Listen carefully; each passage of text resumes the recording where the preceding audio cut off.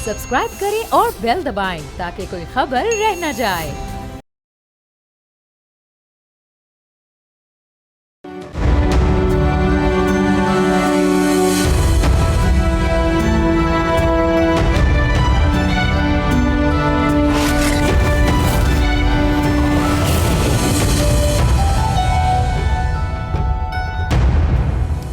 पाकिस्तान में करप्शन और एहतसाब से मुतालिक जारी किए गए ताज़ा सर्वे के नताइज ने एक अहम सवाल खड़ा कर दिया है। ये सवाल आदाद और शुमार का नहीं बल्कि तासुर और हकीकत के दरमियान फासले का है। सर्वे के मुताबिक 68% अवाम का मानना है कि सरकारी इदारों में रिश्वत आम है, लेकिन अमली तजुर्बे की बात की जाए तो सिर्फ 27% अफराद ने कहा कि उन्हें ज़ाती तौर पर कभी रिश्वत मांगने जाने का सामना नहीं करना पड़ा। इसी तरह 56% अफराद ने यह राय दी है कि अकरबा परवरी भी एक आम मसला है, मगर 27% लोगों ने बताया कि उन्होंने खुद ऐसी सूरत हाल देखी है जहां अकरबा परवरी ने मेरिट को मुतासर किया। यानी एक तरफ अवामी तासुर है और दूसरी तरफ ज़ाती तजुर्बा, और दोनों के दरमियान वाज़े फ़र्क। सवाल यह है कि यह फ़र्क क्यों पैदा हुआ? क्या अवामी राय इस सियासी बयानिए से तश्कील पाती है जो वक्तन फ़वक्तन अपोजिशन जमातों की जानिब से सामने आता है, या फिर एक ऐसा मजमूई तासुर जो मीडिया और सोशल मीडिया की डिबेट से मजबूत होता जा रहा है? इसी अवामी तासुर और रियासती अमल के तनाजुर में एक और अहम डेवलपमेंट हुई है। खैबर पख्तूनख्वा से यह मामला जुड़ा है। गुज़श्ता रोज़ वज़ीर आज़म और वज़ीर आला खैबर पख्तूनख्वा के दरमियान एक मुलाकात हुई और उसको सियासी हल्के आइस ब्रेकर करार दे रहे हैं, क्योंकि यहाँ बात सियासत की नहीं बल्कि सिक्योरिटी और रियासती जिम्मेदारियों की हुई है। वज़ीर आज़म ने वाज़ेह किया कि वफाक और सूबों के बाहमी ताउन ख़ास तौर पर काउंटर टेररिज्म के मामले पर नागुज़ीर है, और इसी तनाजुर में CTD को मज़ीद मजबूत बनाने पर जोर दिया गया। दूसरी जानिब वज़ीर आला खैबर पख्तूनख्वा ने सिक्योरिटी के मौसर इक़दाम को मुमकिन बनाने के लिए जो रुके हुए सूबाई फ़ंड्स की फौरी रिलीज़ का मुतालबा किया था, जिस पर वज़ीर आज़म ने वफाकी वज़ीर एहसन इकबाल को टास्क किया और वो सूबे के साथ मिलकर उन्हें तमाम वाजिबात को रिकनसाइल करने का कहा कि इसको अदा करें। अब देखना यह है कि ये पेशरफ्त महज माली मामलात तक महदूद रहेगी या फिर इससे वफाक और सूबे के दरमियान एक काउंटर टेररिज्म पॉलिसी पर जो मौजूद इख्तलाफात हैं वो कम हो सकेंगे। पर्टिकुलरली इसलिए कि दोनों फरीकैन ने इस मुलाकात को गैर सियासी करार दिया है। तो सवाल यही है कि क्या सियासी डेडलॉक को छेड़े बगैर किसी हकीकी ब्रेक थ्रू की गुंजाइश निकल सकती है? और जब बात सिक्योरिटी और रियासती निज़ाम की हो तो एक और बड़ी खबर पंजाब से भी सामने आई है। 3 साल बाद पंजाब के IG उस्मान अनवर को तब्दील कर दिया गया है। क्या ये महज एक इंतज़ामी फैसला है या फिर इसके पीछे दाता दरबार वाक़े का पसमंज़र कार फरमा है? इसी पे बात करने के लिए हमारे साथ मौजूद हैं सेनेटर नासिर भट्ट साहब, PMLN से ताल्लुक़ है, डॉक्टर हुमायूं मोहम्मद साहब सेनेटर पाकिस्तान तहरीक इंसाफ से ताल्लुक़ है, और जनरल रिटायर्ड जाहिद महमूद साहब डिफेंस एनालिस्ट हैं, हमें ज्वाइन करेंगे। आप का शुक्रिया। मोहम्मद साहब, I will start with you. ये करप्शन इतनी है नहीं जितना एक परसेप्शन बन गया है। ये खुलासा है चैम्बर ऑफ कॉमर्स के ताज़ा तरीन सर्वे का जो रिजल्ट्स आ रहे हैं। इस फ़र्क की वजह आपको क्या लगती है कि ये वाकई परसेप्शन स्ट्रांग हो गया है रियलिटी से, या फिर रियलिटी ही है और ये सर्वे जो है इसको आप नहीं मानते? क्या आपकी राय इस मामले?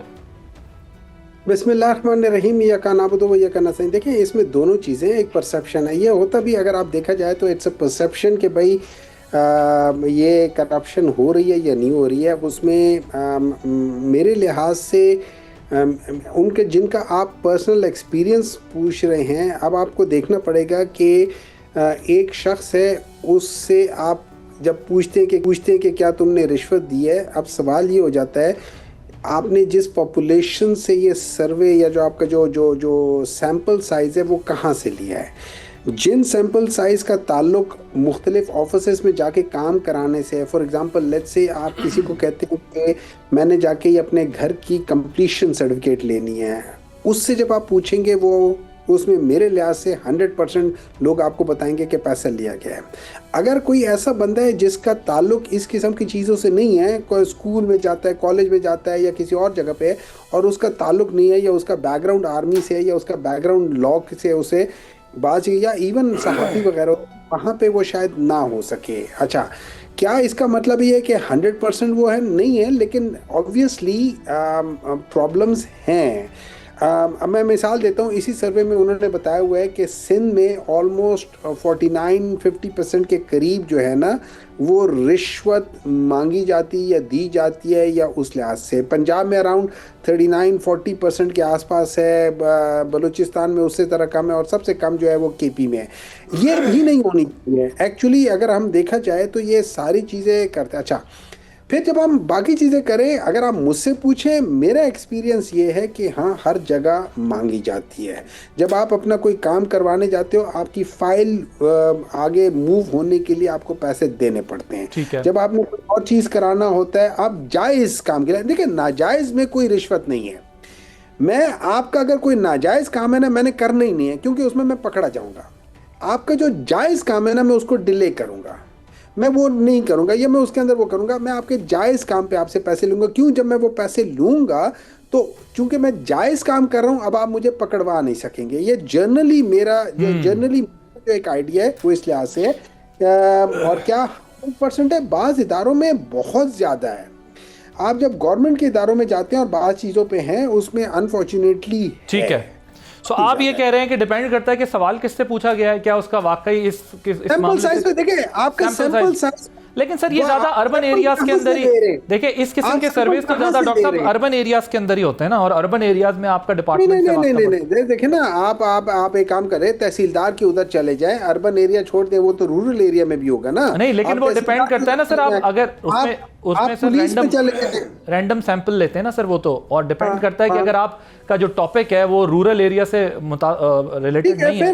Fair enough. लेकिन आप देखिए, आप बैठे किस जगह पे, थोड़ा सा हो जाता है। मैं but I got your point कि आप कह रहे हैं कि हो सकता है उस बंदे का जितने परसेंट लोगों से पूछा गया उसका वास्ता पड़ा या नहीं, बट जनरली ये बात आपकी ठीक है कि हर डिपार्टमेंट में ही रिश्वत देनी पड़ती है, कहीं कम कहीं ज्यादा, कहीं हो जाता कहीं नहीं। और हम खुद जो तमाम लोग जो थोड़े बहुत इन्फ्लुएंशियल हैं, हम सबको अगर इन चीज़ों का सामना रहता है तो we can imagine the misery of common citizen of Pakistan. But साहब, ये जो बात कर रहे हैं करप्शन का जो एक इम्प्रेशन है और ये जो एक एक्सपीरियंस है, उसको दोनों को डिफ्रेंशिएट करके बात की गई। एक परसेप्शन है, एक रियलिटी है।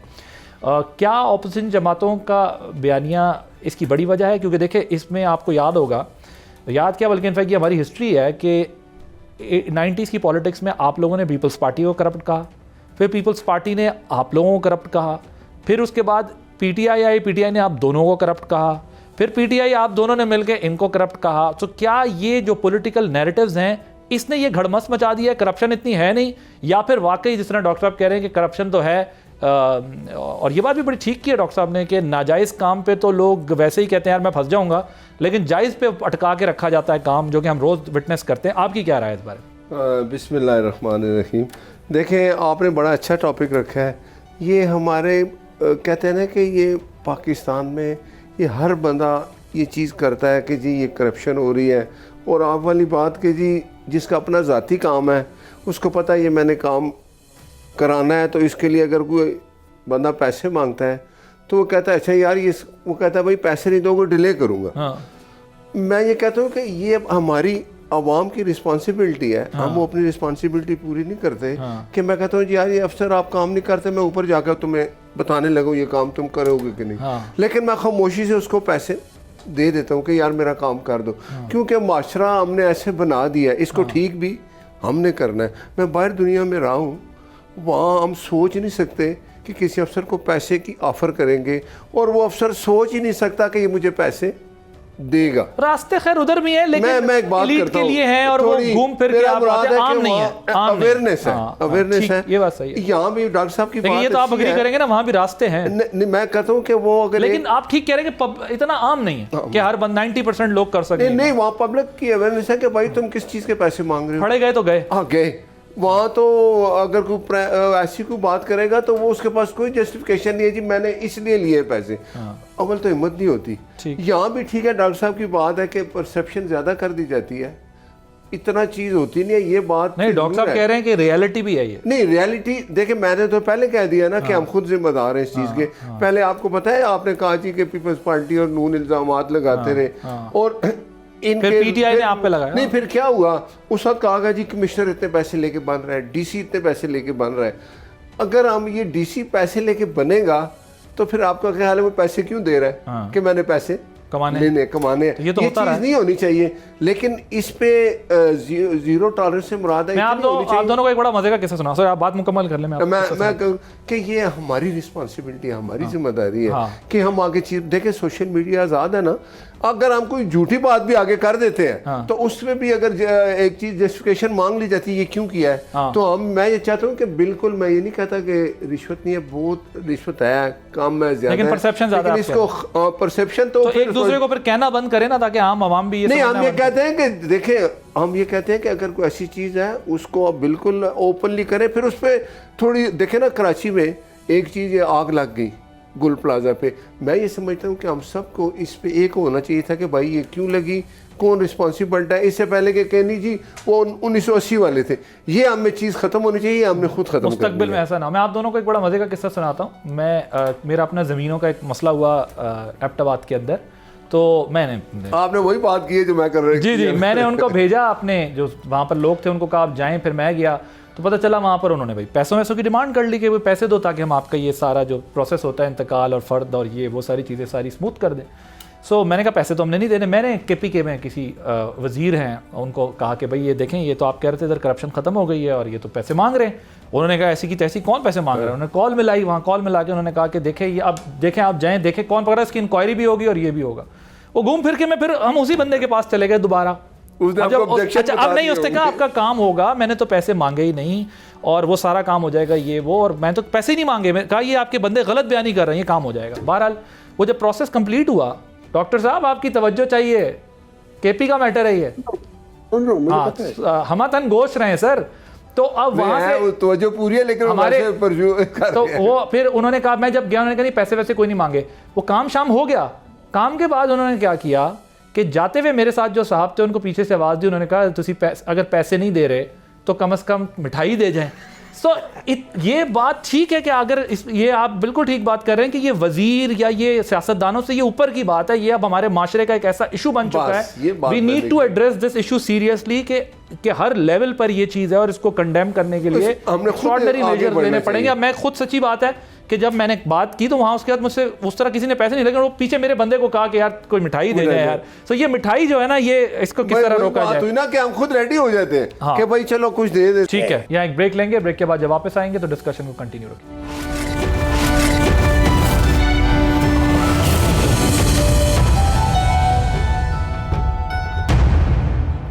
Welcome back. डॉक्टर साहब अब जरा ये बताएं, ये जो करप्शन का जो परसेप्शन आम है उसकी वजह से जाहिर है आप लोगों की सबकी सियासत भी एक दूसरे की इसी पर खड़ी हुई है, लेकिन ये जो इन्वेस्टमेंट है वो इफेक्ट होती है और आवाम में एक हर वक्त क्योस रहता है, बेचैनी रहती है। सो क्या हुकूमत और अपोजिशन को मिलकर इस पर काम नहीं करना चाहिए? क्योंकि जो बात मैं भी कर रहा हूँ आपसे, क्योंकि आपकी हुकूमत भी आई उस पर भी संगीन इल्ज़ामात लगे। सो आपके इल्ज़ाम, इनके इल्ज़ाम, सबके इल्ज़ाम, सो इल्ज़ामात भी चलते रहते हैं, केसेस भी रियलिटी है, ये भी एक हकीकत है कि ऐसा नहीं कि इस मुल्क में करप्शन हुई नहीं है, करप्शन हुई है। लेकिन इस परसेप्शन को कम कैसे किया जाए ताकि ओवरऑल लोग ये ना समझें कि हम पाकिस्तान जा रहे हैं तो यहाँ चोरी होगी, डाका ही पड़ेगा। क्योंकि जब आप दुनिया से बाहर जाते हैं तो लोग कहते हैं यार आपके मुल्क में तो ये सब, या गुलाम सरवर साहब का स्टेटमेंट लिए खड़े होते हैं, या पिछली हुकूमतों के कोई ना कोई जो है एक दूसरे पे इल्जामात जो लगे 10% और 40% और किकबैक्स। तो इसको परसेप्शन को कैसे बेटर करें? बेशक करप्शन को एड्रेस करें, पकड़ा जाए। डॉक्टर साहब इस तरह है सर, जो गुलाम सरवर साहब के जो PIA की बात कर रहे हैं ना सर, आप जरा एक दफ़ा उसको देख लेना। उसमें जितने लोगों के ऊपर इल्ज़ाम आया था उनमें से 200 बंदों ने कभी उन्होंने मुड़ के अपने टेस्ट नहीं दिए हैं, वो गायब हैं। अच्छा, मैंने तो एक तो गुलाम सरवर साहब के बारे में से बात नहीं कर रहा, इन्होंने भी एक दूसरे पे 10% मोटरवे किकबैक सब कुछ किया है। लेकिन वो जो केस है ना सर, उन 200 बंदों की डिग्री आप वैसे चेक करके अगर उन्हें टांग देते तो ज्यादा बेहतर होता। आप लोगों ने जो publicly on the floor of the house कहा और जो प्राइस रियासत पाकिस्तान ने पे किया, दैट्स बियॉन्ड इमेजिनेशन सर। नहीं sir, I disagree with you sir, I disagree with you. बहुत सारी चीजें जो गलत होती है आपको फ्लोर ऑफ द हाउस में बतानी होती हैं, आप वो करनी होती है। हाँ, उसको बताने के तरीके में फर्क हो सकता है, लेकिन बताना चाहिए होता है। पिछले 40-45 सालों में हमारा मॉरल डिके हुआ है, हम मॉरली हम करप्ट हो गए, हम मॉरली जिसके पास पैसा है हम उसको सलाम करना शुरू कर दिया है, जो शरीफ है या जो ऑनेस्ट बंदा है हम उसको पागल कहते हैं। ठीक बात है यार वो पागल आदमी है, वो तुम्हारा काम नहीं करेगा, वो पागल है। हालांकि प्रॉब्लम, और अच्छा, जो बुरे लोग हैं वो बुरे लोगों की मदद करते हैं, जो अच्छे लोग हैं वो अच्छे लोगों की मदद नहीं करते। क्यों? वहाँ पे वो कहते हैं कि यार ये जो है ना उसके उसूलों के ख़िलाफ़ चीज़ें आ जाती है। तो हम लोगों ने ओवरऑल पाकिस्तान को एक गलत सिमत में डाल दिया, और उसकी वजह ये है, जब मैं एज ए देखें उसकी मिसाल ये हो जाती है, एक ज़माना था जब वो हुजूर सल्लल्लाहु अलैहि वसल्लम कहते थे कि अगर मेरी बेटी ने भी कहा, मतलब वो चोरी की तो उनके हाथ कटेंगे। आज जब किसी बड़े आदमी की कोई चोरी पकड़ी जाती है उसको कोई कुछ नहीं कहता। नंबर 2, जब हजरत उमर रज़ियल्लाहु ताला अन्हो का कपड़ा जब पूछा जाता है, वो कहते हैं यार तुम तो इतने लंबे कद के हो, तुम इस कपड़े, तो उसने बताया कि यार ये मैंने भाई ले। आज हम लोग एवनफील्ड हो या कोई चीज़ भी हो, for that matter anything, I am not talking about Avenfield, anything कर ले, हम लोग उसको डिफेंड कर लेते हैं, और हमारे यही बड़े लॉयर्स आकर उसको डिफेंड कर रहे होते हैं, knowing that it is not right. चाहे उसमें मेरे लीडर्स हो, उसमें आपके लीडर्स हो, उसमें पाकिस्तान को, ओवरऑल पाकिस्तान के अंदर एक मॉरल डिके हुआ है, और यही वजह है कि हम लोग पस्ती की तरफ जा रहे हैं। प्रिंसिपल बात कर रहे हैं, I understand what you are saying, आप इन प्रिंसिपल बात कर रहे हैं और उसूली बात कर रहे हैं। बात ठीक है कि हमारा 40-50 साल में एक सोसाइटी का डिक्लाइन हुआ है और मॉरल डिके हुआ है, I totally agree with you. लेकिन इशू ये है कि अब इसको सॉर्ट कैसे करें। ये जो परसेप्शन है और जो रियलिटी है, इसमें जो प्रॉब्लम आ रही है, इस कॉन्ट्रडिक्शन को कैसे ख़त्म करें? हम लोग मॉरली करप्ट, देखें एक बात है, कोई भी चीज़ हम सुनते हैं, 35 पैसेंजर थे ना, उसने शोर डाला कि 2 साल तक, एंड पे पता क्या कहा था, मैंने सुना था, हाँ, ब्रिगेडियर सैमसन से। ठीक है जी। तो ये चीज़ हमें अब समझनी चाहिए। ये सोशल मीडिया पे हम सुबह शाम इल्ज़ामात लगा देते, देखें, तो उसके बाद एंड क्या, वो उसमें 90% फेक न्यूज़ होती है ना, चलती हैं। अभी आपने फिर एक बात की कि प्राइम मिनिस्टर की और वज़ीर आला की मुलाकात हुई, तो हम तो हमेशा कहते थे मुलाकात करें, अभी तक कमेटी बने। अगर इनको रियलाइज़ हो गया कि मुलाकात करनी है तो वेरी गुड, ये पहले कर लेते। अब आप पीटीआई के साथ ताउन करेंगे? ये चले, आइस ब्रेक तो हो गई है। नहीं, हम तो पहले भी ताउन के लिए तैयार हैं, लेकिन इनको पूछें, इन्होंने फिर बयानिया सुबह बनाना है कि वो जैसे उन्होंने कहा जी हमारी बात ही नहीं हुई, सियासत में हमने बात ही नहीं की। आप मुझे बताएं, जिस वक्त इस वज़ीर आला ने हल्फ उठाया था, उसने कहा मैंने इसके मामले में मरना है, और दूसरी बात उसने क्या कही थी, जब तक मेरी मुलाकात नहीं होगी ना अडियाला में, मैंने किसी की नहीं सुननी और किसी से बात नहीं करनी, मैंने काबीना भी नहीं बनानी। हाँ, वो सारी चीज़ें हुई। हाँ। तो फिर आप मुझे बताएं कि आप ऐसी बातें क्यों करते हैं जिस पे आप कहना चाह रहे हो मुक गई गल? नहीं, इन्होंने 80 ਤੇ ਉਸੇ ਲਈ ਮੁਕਾਤ ਦੀ ਸੀ ਕਿ ਤੁਸੀਂ ਵਜ਼ੀਰ ਬਣ के ਤੁਸੀਂ आ जाओ, ਤੁਸੀਂ लेट आंदे, दैट्स योर रिस्पांसिबिलिटी। जी डॉक्टर साहब, क्या आपने लेट करके काफ़ी नुकसान नहीं किया? और फिर जब वज़ीर आला कह रहे हैं उन्होंने ना इमरान खान की सेहत से मुताल्लिक कोई बात की है, ना कोई सियासी बात की है, तो इतने अरसे के बाद जाकर मुलाकात करके आप लोगों ने क्या अचीव किया है? Which is a good sign. I'm like, देखिए वज़ीर आला साहब ने 2 बातें की है, सुहेल अफरीदी ने 2 बातें की है। एक, उन्होंने कहा है कि एज अ चीफ मिनिस्टर ये उनकी जिम्मेदारी है कि जब उनको प्राइम मिनिस्टर बुलाए तो ये जाके मिले। अभी जो बातें हो रही थी, आप मुझे एक बात बताएं आदिल, आप सही मानों में बताएं, जब इसका नाम आया था, सुहेल अफरीदी का नाम आया था, हमारे फेडरल मिनिस्टर्स क्या नहीं कहा उन लोगों ने? इज़ दैट द वे कि आप किसी और पॉलिटिकल पार्टी के किसी नॉमिनी को आप उस लिहाज से वो करो? That is not the right way. हाँ, अगर आप उसको जस्टिफाई करना चाहते हैं तो जस्टिफिकेशन में तो आप कुछ भी कर सकते हैं ना, मैं उसको कुछ कह नहीं सकता हूँ। नंबर 2, मैं आपको वो जो पीआईए वाली बात है ना उसको थोड़ा सा टच करता हूँ। लेकिन मुझे इसको तो क्लियर करते हैं, उन्होंने ना सियासी बात की और ना ही वो बात की, तो फिर क्या फिर इतना बयानिया बाहर, तो आपने बयानिया बनाया हुआ है कि सेहत की जिम्मेदार भी वफाकी हुकूमत है, और आपने कहा है कि ये जो खैबर एजेंसी में हो रहा है उसकी जिम्मेदार भी वफाकी हुकूमत है, और ये सब कुछ ऑपरेशन और डॉलर के लिए सब कुछ करें, मुलाकात में कोई बात नहीं। देखिए इस तरह है, उन्होंने कहा था कि मैं उस शख्स के साथ अगर एज एन इंडिविजुअल हूं, मैं कभी मिलूं भी ना, तो उनकी सर हैसियत इंडिविजुअल तो कुछ भी नहीं है ना, चीफ मिनिस्टर के तौर पे जो कुछ भी है। नहीं, वो कहें कि नहीं, वो कहें कि अगर मैं as a individual person in prime minister से, अगर वो एज एन इंडिविजुअल भी होते, उनको अगर आप कहें कि आप प्राइम मिनिस्टर में से लो, तो लोग मिलने की कोशिश करते, कहते मैं कभी इनसे ना मिलूं। उसकी एक वजह थी, जो जिस शख्स के इख्तियार में कुछ है नहीं, वो कहते मैं पूछ के बताता हूँ आप उसके साथ मिल क्या करोगे। ठीक है।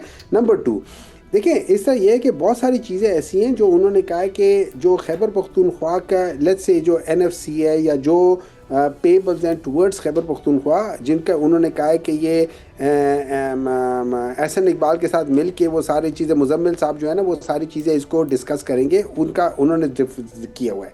अब बात आ जाती है उसकी, ये दहशत गर्दी की जो बात आ जाती है, उसमें डेफिनेटली उसमें पाकिस्तान को वो करना होगा। मैं आपको एक चीज़ समझा देता हूँ। अगर आप जनरली देखें ना, दहशत गर्दी को जब आप एड्रेस करते हैं, उनके जो पॉइंट्स होते हैं, लेट्स से अगर मैं 12 पॉइंट्स बताता हूँ तो 12 पॉइंट्स में से एक पॉइंट में भी ऑपरेशन पहले नहीं आता है। Operation is the last one. आपका सबसे पहले वो कहते हैं कि भाई आपने काउंटर रेडिकलाइजेशन करनी है। उसमें ये करना होता है कि जो वल्नरेबल इंडिविजुअल्स होते हैं ना, आपने उनको प्रोटेक्ट करना होता है, आपने जो उनकी फाइनेंसेस हैं उनको करना होता है, आपने इंटेलिजेंस के लिहाज से उनको देखना होता है, आपने जो इंटरनेशनल कोलैबोरेशन होती है। लेकिन जो मेन कॉजेज आ जाती हैं उनको आपने एड्रेस करना होता है, जिसमें आपको होता है कि पॉलिटिकल, सोशल और इकोनॉमिक जो फैक्टर्स होते हैं ना, आपने उनको एड्रेस करना होता है। आप जो पॉलिटिकल ग्रीवेंसेस हैं, लेकिन सर मेरा यही सवाल, डॉक्टर साहब मानेंगे नहीं, इनको मान लेना चाहिए कि हमने देर कर दी। हाँ एग्जैक्टली, मैं यही कहने वाला था कि ये तमाम बातें पहले भी करते तो नुकसान कम होता ना। नहीं देखिए, नुकसान, देखिए बात चीज़ों में नुकसान और फायदे की बात नहीं होती, वो इन प्रिंसिपल होती है।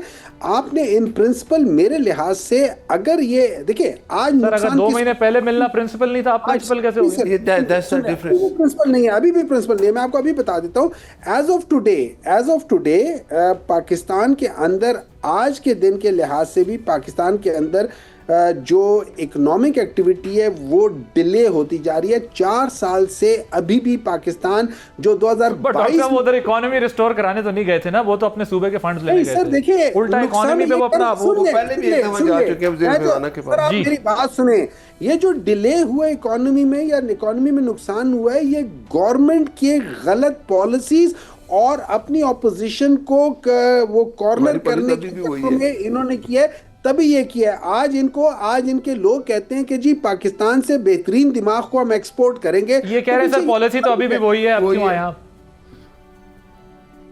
सर तो पॉलिसी कौन सा, अगर वही पॉलिसी तो कौन सा हम आगे जा रहे हैं? तो आप क्यों मिले हैं?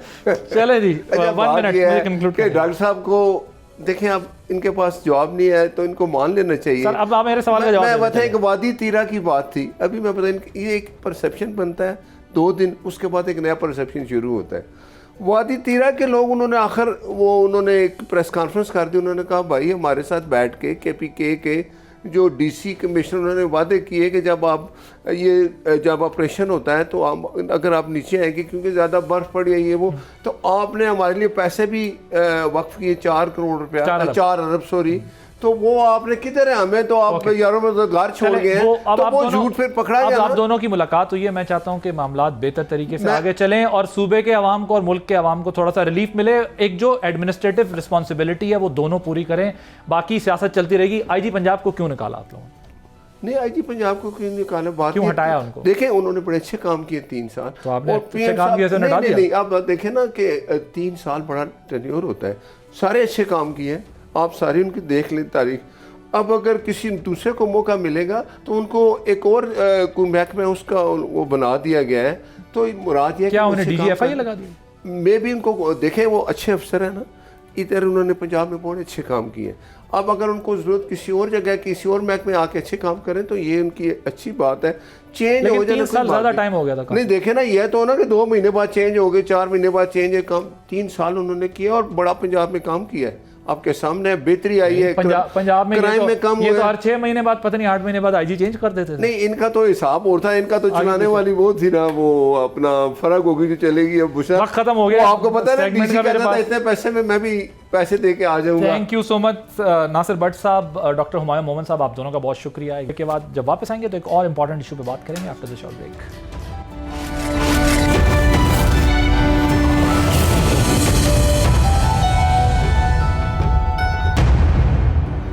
मुल्क में फॉरेन स्पॉन्सर्ड दहशतगर्दी के वाकयात में वाज़े इजाफा देखने में आ रहा है और ये इजाफा महज एक तासुर नहीं बल्कि आदाद व शुमार से साबित हो रहा है। Pakistan institute for conflict and security studies के मुताबिक सिर्फ जनवरी के महीने में कम अज़ कम 87 दहशतगर्द हमले रिपोर्ट हुए हैं, जिनमें 119 आम शहरी और सिक्योरिटी एहलकार शहीद हुए हैं। दूसरी जानिब अमरीकी जरीदे फॉरेन अफेयर्स ने खबरदार किया है कि पाकिस्तान में अफगान बेस दहशतगर्द हमलों में मजीद इजाफा हो सकता है। ऐसे में बुनियादी सवाल यह है कि क्या मौजूदा काउंटर टेररिज्म पॉलिसी ज़मीनी हकाइक से हम आहंग है या फिर बदलती हुई सूरत हाल के पेश नज़र किसी स्ट्रेटेजिक रीथिंक की ज़रूरत है। इसी सिक्योरिटी माहौल के तनाजुर में खित्ते में एक और बड़ी स्ट्रेटेजिक डेवलपमेंट सामने आई है। भारत ने अपने दिफाई बजट में गैर मामूली इजाफा कर दिया है। $86 बिलियन के भारतीय डिफेंस बजट में से $23 बिलियन नए हथियारों की खरीदारी के लिए मुख्तस किए गए हैं और मई जंग के तनाजुर में ये पेशरफ पाकिस्तान के लिए खासी अहमियत रखती है।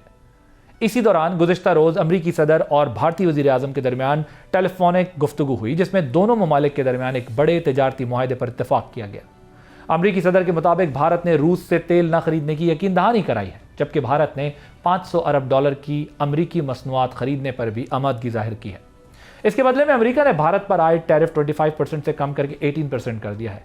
ताहम एक अहम नुक्ता यह है कि अमरीकी सदर के सोशल मीडिया बयान के जवाब में भारतीय वज़ीर आज़म ने रूस से तेल की खरीदारी का कोई जिक्र नहीं किया। तो सवाल यह है कि उनकी डेवलपमेंट्स का पाकिस्तान पर कोई असर पड़ने वाला है, ख़ास तौर पर उस तनाजुर में कि पाकिस्तान में होने वाली दहशतगर्दी के पीछे भारत की खुफिया एजेंसी रॉ की मुदाखलत और शवाहिद बहुत वाज़ेह हैं। इसी पे बात करने के लिए मेरे साथ मौजूद हैं major general retired Zahid Mahmood साहब, डिफेंस एनालिस्ट हैं।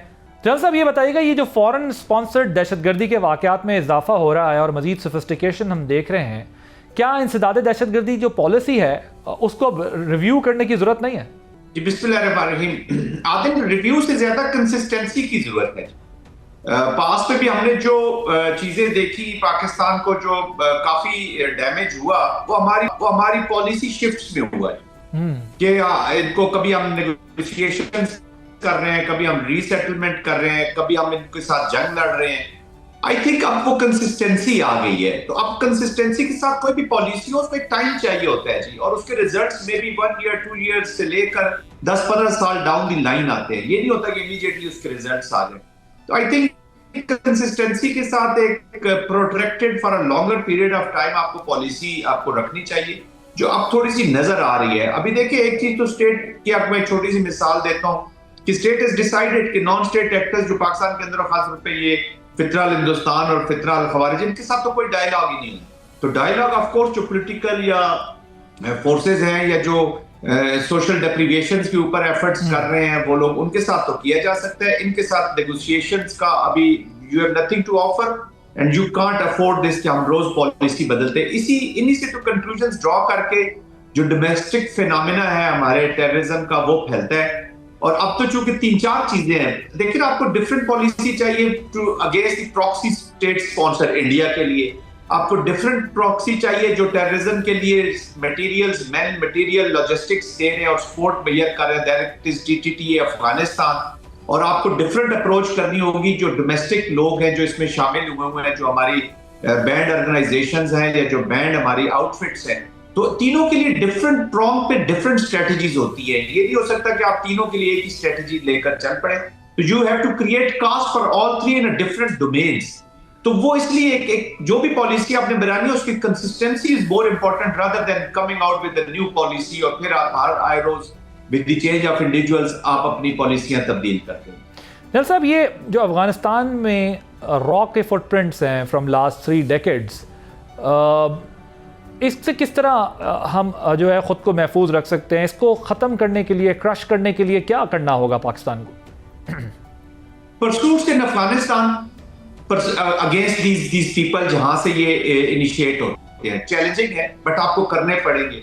और पाकिस्तान के अंदर इनके जो सपोर्टर्स और अबेटर्स हैं उनको लॉ फेयर के नीचे लाने के लिए, देखें आदिल, इसका सिंपल फार्मूला में अगर बलोचिस्तान के ऊपर आप लगाते हैं जो आप बात कर रहे हैं, तो बलोचिस्तान में आपको हर बलोचिस्तान के रहने वाले शख्स तक पहुंचना होगा, स्टेट को उस तक पहुंचना होगा। सोशो इकोनॉमिक पॉलिटिकल वेलबीइंग उस इंडिविजुअल की, उसकी जो सिक्योरिटी है वो भी उसको प्रोवाइड करें। और दूसरा, उसको लॉ फेयर के भी नीचे लाएंगे। अगर वो रोग हो गया है और काइनेटिक एप्लीकेशन में चला गया तो फिर उसके खिलाफ तो आप काइनेटिक इस्तेमाल करेंगे। रोग हो गया और खतरनाक हो गया और सबवर्जन में या किसी और चीज में मदद कर रहे हैं तो आप उसको लॉ फेयर के नीचे, कानून के नीचे सजा देंगे। अब वो अपीसमेंट वाली हो नहीं सकती। आपको करना क्या है कि आपको ब्लैक एंड व्हाइट में चीजें लानी है। जितनी भी चीजें हमारी पॉलिसीज की या हमारे जो ऑपरेशनल स्ट्रेटजी है उसकी चीजें ग्रे में रहेंगी, उतना हम अपने आप को नुकसान पहुंचाएंगे। इंडियन इंटरेस्ट को जो यहां से सपोर्ट कर रहे हैं उनको भी आपको लॉ फेयर के नीचे लाके सजाएं देनी होगी। और फिर एक रेड लाइन इंडिया के लिए अब आपको खींचनी होगी वेरी क्लियरली। उसके बाद आपको शायद हार्ड मेजर्स लेनी पड़े, लेकिन एक वक्त तो अभी आएगा कि आपको कुछ ना कुछ हार्ड मेजर्स लेनी पड़ेंगी। सही है। How do you see this development in India? ये जो डिफेंस बजट उन्होंने अपना इंक्रीज किया है, जिसमें उन्होंने $23 बिलियन जो है वो नए वेपन्स के लिए रखे हैं, ये क्या इंडिया सिग्नलिंग कर रहा है? और keeping in the mind that there $23 billion means Indian currency बल्कि 3 टाइम्स ज्यादा है। $85 बिलियन का उसका बजट आया है और ये कुछ चीजें सामने हैं, कुछ इन्होंने हिडन रखी हुई है। तकरीबन $109 बिलियन समझने के वो बजट पे करेंगे जिस दफा। बहुत सा पैसा तो इसमें से ये इन्हीं प्रॉक्सीज को, नॉन स्टेट एक्टर्स को जाएगा। फिर उन्होंने नए जहाजों की बात की, उसकी 2 रीजन हो सकती है। एक तो वो सिग्नलिंग कर रहे हैं पाकिस्तान को कि हम प्रिपरेशन कर रहे हैं सिंधु 2.0 टाइप चीजें करने, and we are preparing for you, so be ready for us. Pakistan को सिग्नलिंग कर रहे हैं, इंटिमिडेशन कोर्जन कर रहे हैं कि जी मिलिट्री माइट तो बड़ी बढ़ती जा रही है। हाँ, क्योंकि देखिए वो मिलिटरीली जितने भी स्ट्रॉन्ग अपने आप को पोस्चरिंग करते थे पाकिस्तान ने, वो तो खैर उनका पंक्चर कर दिया मई में अल्हम्दुलिल्लाह 2025 में। लेकिन अब वो इकोनॉमिकली जो पावर बने घूम रहे हैं, वो अपनी इकोनॉमिक मसल दिखाने की कोशिश कर रहे हैं कि we have lot of money to spend on this business and we'll take a revenge out of it. So I think वो जो इकोनॉमी है वो उनकी जो स्ट्रांग है, वो उसका मसल दिखाने की कोशिश कर रहे हैं ना, while spending this much money। Of course वो मसल्स भी दिखा रहे हैं और अपनी हजीमत को भी छुपा रहे हैं जी। वो हमेशा यही करते हैं। जब पुलवामा हुआ तो वहां से एक आवाज आई कि जी काश के राफेल होते, ताकि राफेल की डील को फाइनल कुछ है। जिनकी जो डील्स हैं, it is lot of corruption and lot of meanings with in. इसकी बहुत सी आउटकम्स है जो इनकी डोमेस्टिक कंपल्शन है। ये अडानी अंबानी वाला जब इंडिया अपनी डिफेंस प्रोक्योरमेंट्स करता है तो it has lot to do. फिर भारतीय जनता पार्टी जो है वो संघ परिवार का हिस्सा होकर हिंदुत्व की एप्लीकेशन के साथ अखंड भारत का अज़ाइम लेकर निकली और पॉलिटिकली अपने अपोनेंट्स को with in the country, political opponents को प्लस ऑल माइनॉरिटीज को उन्होंने with in the country express करा। तो so there party also needs, संघ परिवार also needs lot of finances. तो इन्हीं चीजों से निकलेंगे ना, इन्हीं डील से निकलेंगे, यहीं से उनकी पेमेंट्स होंगी, यहीं से उनका खाते चलेंगे। और अपनी हजीमत को, जो पुलवामा में याद है आपको, इन्होंने कहा था जी कि राफेल लेने होते तो आज ये दिन न देखा। अभी राफेल आ गए तो फर्दर ये चीजें होती। एयर चीफ कभी कभी वो बयान दे देते हैं उनके कि जी हमारे पास इक्विपमेंट तो है नहीं। ये भी एक ड्रामा करते हैं अपनी आवाम को बेवकूफ बनाने के लिए। Right, thank you so much. General साहब हमारे साथ मौजूद थे, आप गुफ्तगू उनकी सुन रहे थे। और इंडिया और अमेरिका का जो एक ट्रेड पैक्ट भी हुआ है, वो भी एक इम्पॉर्टेंट डेवलपमेंट है। देखना यह कि उसका जियोपॉलिटिकल सिचुएशन पर क्या असर पड़ेगा, वो क्या इम्पैक्ट देगा। हमारी तरफ से यही कुछ। आदिल अब्बासी को इजाज़त दीजिए, अल्लाह हाफ़िज़।